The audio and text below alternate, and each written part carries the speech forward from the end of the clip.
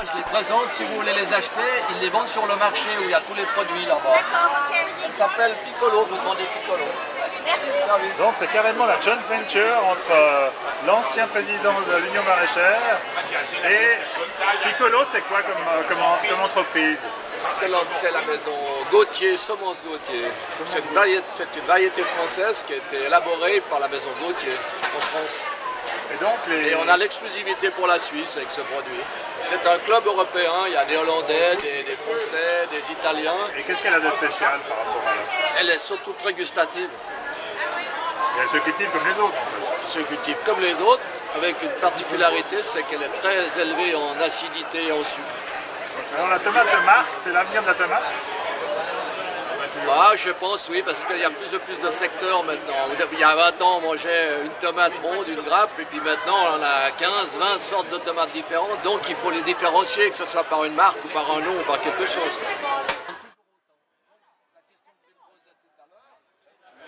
Je crois plutôt que maintenant, on va partir, comme les Italiens d'ailleurs le font depuis longtemps, c'est une variété de tomates en fonction du plat qu'on veut apprêter. Il y a une tomate pour les spaghettis, il y a une tomate, je ne sais pas, pour la salade, il y a une tomate pour les apéros.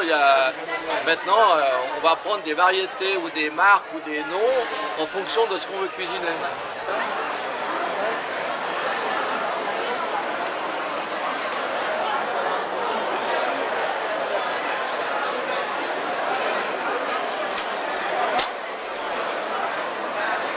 L'intérêt au fond c'est aussi un intérêt marketing, c'est-à-dire qu'on fait une publicité pour toute l'Europe.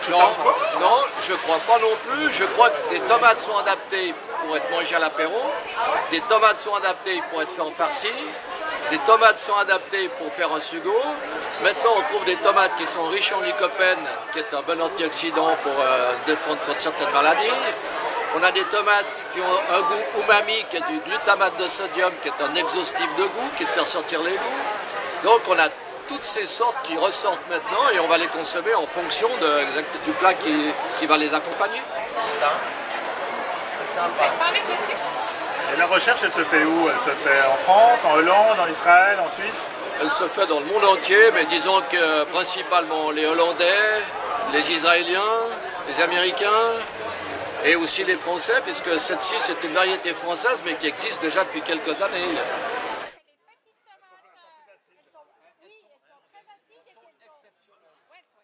Et alors la prochaine, après Piccolo, ce sera... il y en a déjà qui sont dans les laboratoires ou qui sont à l'essai dans les serres genevoises? Laboratoire, c'est peut-être pas le bon terme, mais qui sont à l'essai, oui, parce qu'il faut savoir que quand on commence à chercher une nouvelle variété et quand elle est mise sur le marché, il se passe 10 ans. Donc automatiquement, il faut déjà faire une recherche, peut-être améliorer ou le goût, ou la texture, ou la peau pour qu'elle soit plus délicieuse. Mais c'est de toute façon 10 ans entre le moment où ils commencent les premiers essais et puis on va pouvoir les mettre sur le marché. Alors, question difficile, quel avenir pour la tomate genevoise? À mon avis, un magnifique avenir, parce que dans 20 ans, je pense que toute la région ici va courir après l'agriculture en général, parce qu'on ne pourra pas toujours importer du Maroc, d'Espagne, d'étrangers.